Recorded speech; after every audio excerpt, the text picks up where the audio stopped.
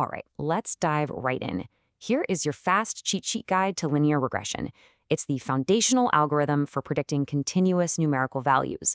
And today, we're going to use Python's scikit-learn library to actually build, train, and test a model. If you've ever wondered how raw data magically transforms into actionable foresight, well, you're in exactly the right place for this explainer. We are going to unpack the entire pipeline from scratch. It sounds a bit like science fiction, doesn't it? But this question sits at the absolute heart of modern predictive modeling. The whole idea that we can take historical events, run them through mathematical algorithms, and generate a highly probable prediction of what happens next, that is the bedrock of today's data-driven world. Now, first things first, machine learning is absolutely not magic. It is simply algorithms finding statistical patterns in data to make decisions. Think of it as a very specific subset of artificial intelligence. In traditional programming, you manually write strict rules to code a specific behavior. Well, machine learning flips that entire concept on its head. You feed the algorithm raw data, and it learns the rules automatically by uncovering hidden patterns all on its own. So here is the exact pipeline we're going to follow for this explainer. First, a welcome to machine learning. 2, decoding linear regression. 3, preparing the dataset. 4, training the model. 5, making new predictions. And 6, evaluating model accuracy. Starting off with section 1. Welcome to machine learning.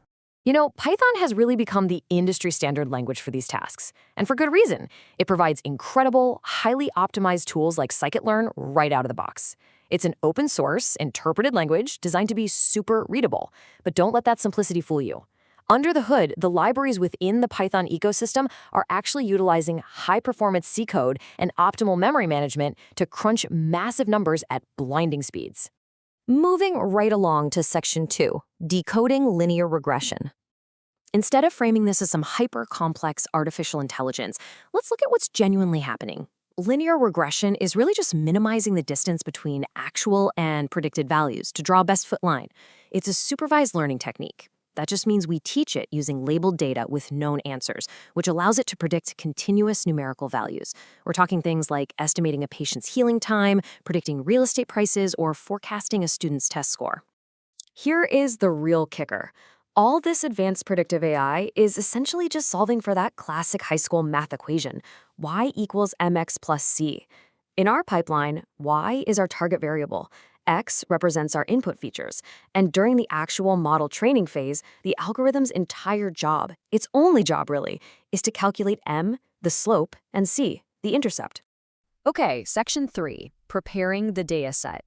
To ground all this abstract math, we're going to use a super relatable scenario.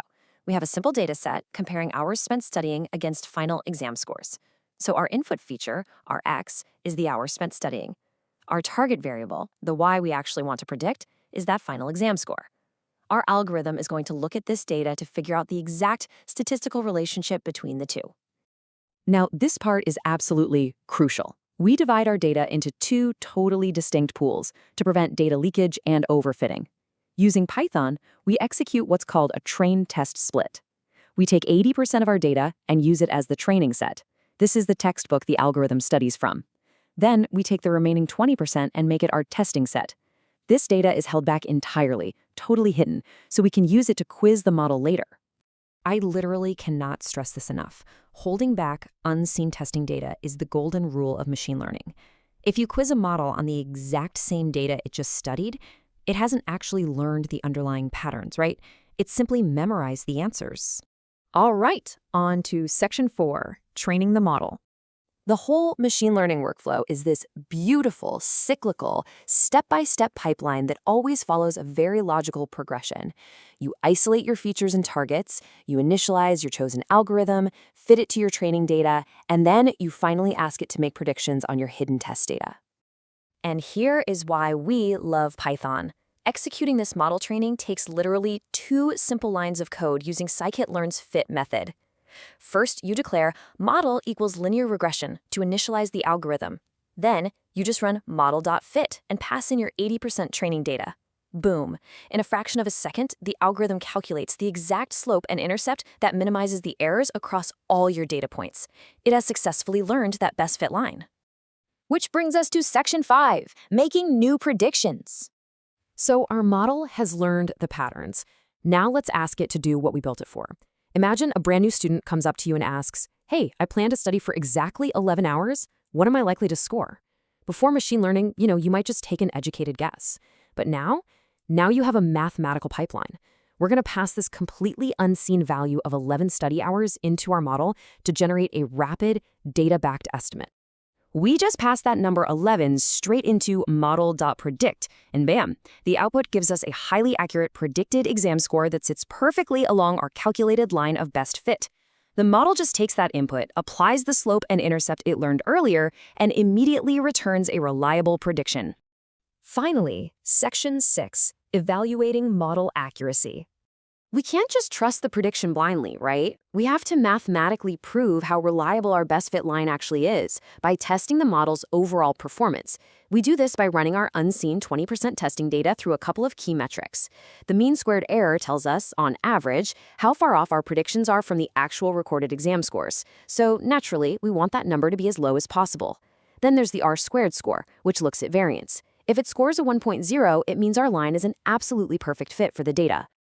So, if a single-line equation can predict a test score this well, it really leaves you wondering what else you can predict.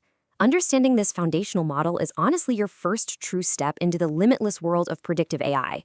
Because if Python and scikit-learn can take a handful of study hours and accurately forecast an exam score, just imagine what these exact same core principles can achieve when you apply them to millions of rows of healthcare, finance, or business data. The pipeline remains the exact same. The possibilities, however, are completely endless.